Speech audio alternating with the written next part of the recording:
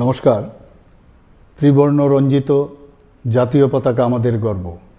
আমাদের জাতীয় পতাকা দেশের সার্বভৌমত্ব, গৌরব, রাষ্ট্রবাদী চেতনা, দেশপ্রেম আর মহান আত্মত্যাগের ঐতিহ্য।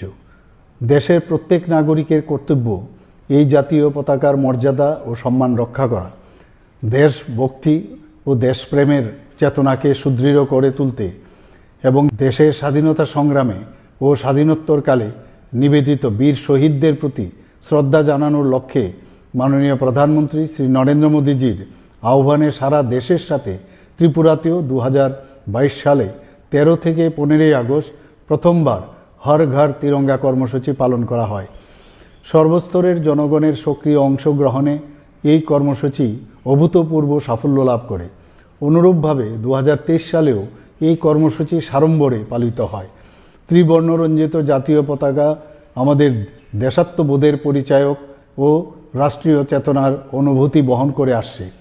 রাষ্ট্রীয় চেতনার এই অনুভূতিকে রাজ্যবাসীর মধ্যে জাগ্রত করতে রাজ্যে আগামী 13 থেকে 15 আগস্ট 2024 হর ঘর তিরঙ্গা কর্মসূচি পালন করা হবে। এই কর্মসূচির অঙ্গ হিসাবে সরকারি ও বেসরকারি প্রতিষ্ঠানের পাশাপাশি রাজ্যের প্রতিটি বাড়িতে জাতীয় পতাকা উত্তোলন করা হবে। আমি হর ঘর তিরঙ্গা কর্মসূচি সফল করে তুলতে রাজ্যের প্রত্যেক জেলা, মহকুমা, আগরতলা পুর নিগম সহ অন্যান্য শহর, ব্লক, পঞ্চায়েত ও ভিলেজ এলাকায় বসবাসকারী প্রত্যেক নাগরিকের প্রতি আহ্বান জানাচ্ছি। এই জাতীয় পতাকা উত্তোলনের মাধ্যমে আমরা যেমন দেশপ্রেমে উদ্বুদ্ধ হব, তেমনি আমাদের প্রতিজ্ঞা করতে হবে বর্তমান প্রজন্মকে নেশার করাল গ্রাস থেকে মুক্ত করে সুস্থ, স্বাভাবিক ও সুন্দর জীবন উপহার দিতে।